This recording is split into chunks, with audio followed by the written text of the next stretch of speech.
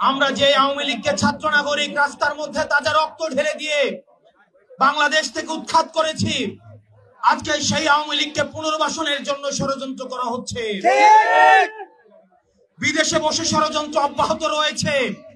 রাজনৈতিক দলের মধ্যে বিভিন্ন রাজনৈতিক দল নির্বাচনী ফায়দা নেওয়ার জন্য আওয়ামী লীগকে পুনর্বাসনের জন্য ব্যাকডোর ডিপ্লোমেসিতে যুক্ত হচ্ছেন। আমরা আপনাদেরকে সতর্ক করে দিতে চাই, এই ছাত্র নাগরিকের হারানোর কিছুই নাই। এক খাপে দুই তলোয়ার যেভাবে থাকতে পারে না, ঠিক একই ভাবে 5ই আগস্ট পরবর্তী সময়ে বাংলাদেশে আওয়ামী লীগ এবং এনসিপি থাকতে পারে না। যদি কেউ আওয়ামী লীগকে পুনর্বাসন করতে চায়,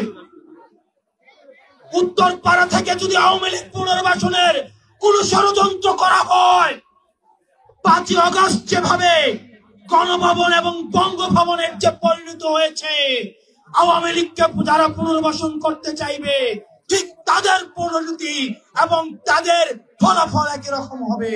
লাইক করে চ্যানেলটিকে সাবস্ক্রাইব করে দাও, কারণ তুমি যদি মহান আল্লাহ তাআলার ছবিকে সম্মান করে চ্যানেলটিকে সাবস্ক্রাইব করে দাও, তাহলে মহান আল্লাহ তাআলা তোমার প্রতি খুশি হয়ে খুব দ্রুত একটি দারুণ সুসংবাদ নিয়ে হাজির হবেন।